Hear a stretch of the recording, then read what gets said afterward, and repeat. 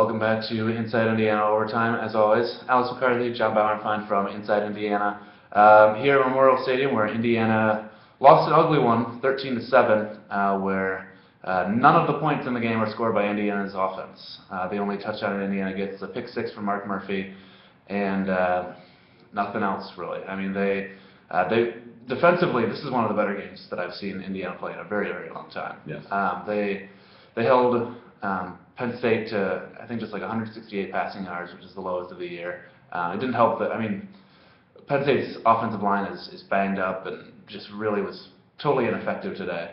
As Indiana was in the backfield, I think they had 11 tackles for loss, 10 tackles for loss? 11 tackles for loss, 5 sacks. Yeah. And they only gave up 330 yards to Penn State, which, they're not a very good offense, but still, that's pretty good for an IU defense that has, no kidding. I couldn't even tell you last time they led up under 400 yards, and 92 of those yards came on that one rushing touchdown, that long touchdown run. Yeah, that was really the only time that we saw. There were a couple, plays where Penn State would pick up like 15, maybe 20 yards or something like that. There was a 29-yard pass.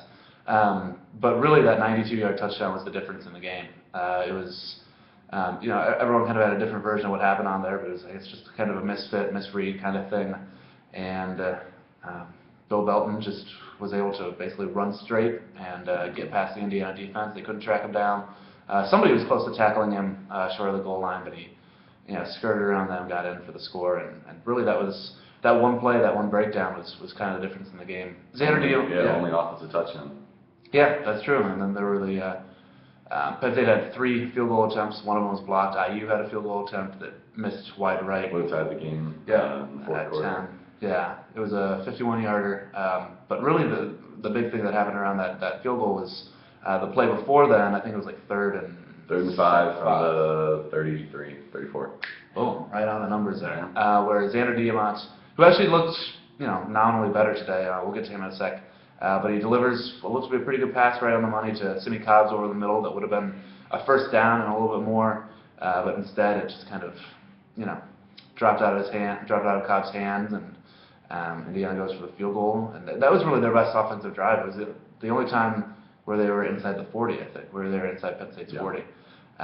But despite that, Xander Diamant looked better today. He threw 27 times, which is by far the most that he's thrown so far this season. Threw for 68 yards, which again, by far more. It's twice as much almost. 24 last week. Yep, 11 the week 11 before. Week before. So he, doubled his season output. I guess, John, what did you see out of Xander and the offense as a whole? The stats have shown that he's played better in every game that he's played. He's still not,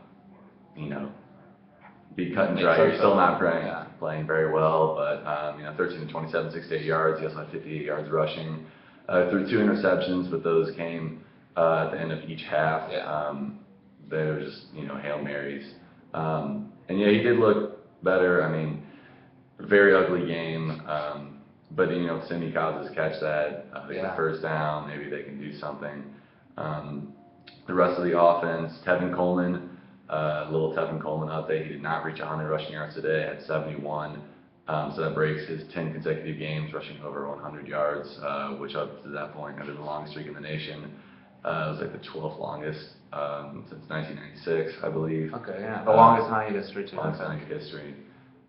So obviously disappointing for him. But if you really think about it, I think it's incredible that he had over 100 rushing yards against Michigan State 2 games before that, and Michigan last week too. Yeah, really without much of a passing game to keep opposing defenses honest or on their toes. It's been pretty amazing what Coleman's been able to do, but the last couple of weeks we've been kind of without a Tevin Coleman, long explosive run, which has kind of been his trademark, and really it's been the key to him, averaging so much per carry and averaging so much per game. Is usually you can rely on a couple, 30-yard runs from him, or one 60-yarder or something like that. His longest was 17 today. Yeah, and he never. There were only a couple times where he felt like, he was really close to breaking one, but for a lot of the time, Penn State really ate him up, and Penn State's one of the best run defenses in the country, and so you kind of the best according to Coleman. Right. Well, I guess I would say that too if they had stopped my streak of 100 yards. But they played really well. They defensively, they just totally stifled Indiana. IU was trying stuff up the middle for a long time, and then was trying to get outside the tackles and trying to, get the ball in Coleman's hands any way they could. I think he led the team in receptions. He and Dominic both had 4, but Coleman had -8 receiving yards. So really, they were getting him the ball, on screens or right at the line of scrimmage or something, and Penn State was just driving him back on every single one. His longest reception was 4 yards. So really, Indiana totally stymied by this Penn State defense.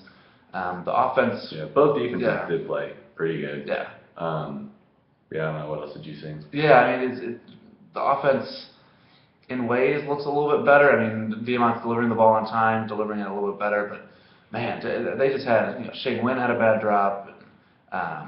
Simi Cobbs obviously had that really bad one. There were a couple other drops that were just really, really momentum killing, painful plays, and they had 10 penalties. I mean, they kind of hurt themselves in a lot of ways today. And the defense gave the offense, or just the whole team in general, a great chance to win. I mean, Mark Murphy had a pick 6, 47 yards, which was actually a really impressive play because he was sent on a blitz, and Hackenberg threw a quick screen outside, and Murphy batted up and then caught himself and ran into the house. Greg Gooch had an interception that was recovered, like a botched fumble by Christian Hackenberg in the second half. So they gave the offense more opportunities than they have in recent games or even seasons, but the offense just couldn't do anything with it. No, it's been kind of that story since Nate Sudfeld's injury, where IU's offense really not able to do much. But now it's officially IU's back is really against the wall. They got to win out to get to a bowl game. It's gonna be tough with a trip to Columbus in there. They're going to Rutgers next week, and obviously they're gonna end the season against Purdue. John, what do you think? You think they're gonna run the table here? No. I think that's probably the. I don't know a whole lot about Rutgers, but I know Purdue. Everybody knows Purdue's not very good, but can you really expect to go in on the road at Ohio State and win? Yeah, that's but I think expectations have been tapered even since like the second half of the Iowa game. Yeah. When Sudfeld went out and Covington was quarterback. Yeah, as soon as Sudfeld went out, I think that was kind of a lot of people's fears about the season, was just if anything happens to Sudfeld, IU is so screwed. And quite frankly, that's kind of turned out to be the case. But obviously, encouraging signs on the defensive side of the ball. The blocked field goal.